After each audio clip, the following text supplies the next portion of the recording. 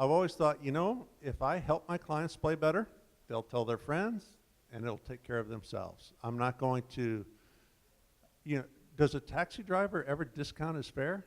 You're in the service business. I'd have never discounted a lesson, not one time, ever.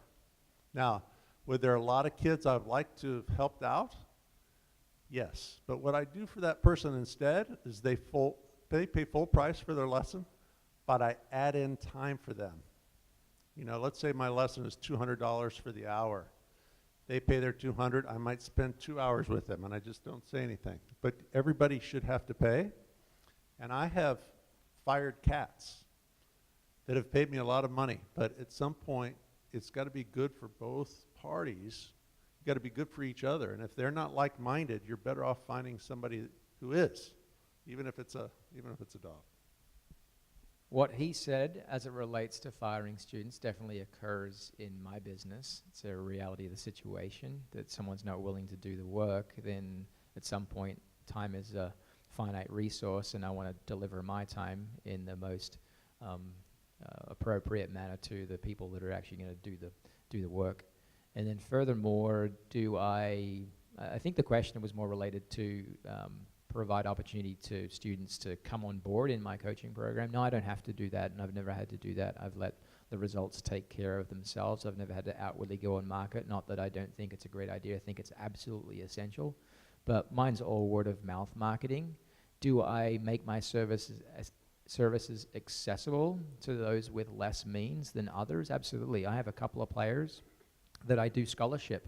I don't scholarship them to 100%. I have 4 mouths to feed, 5 if you include the dog.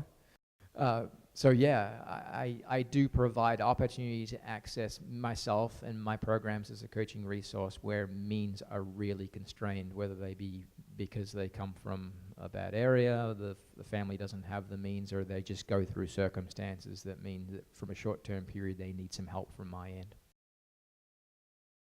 You always know who can afford it and who can't, and you know who can drum up the resources for the service if they need to. But there are those circumstances where you come across someone that is truly genuine.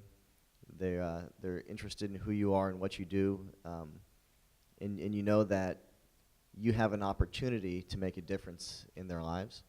And we've had a number of kids that have been in that situation, and we've made concessions to make it more possible for them to have a special experience. But if it doesn't cost anything, then it's generally not valued.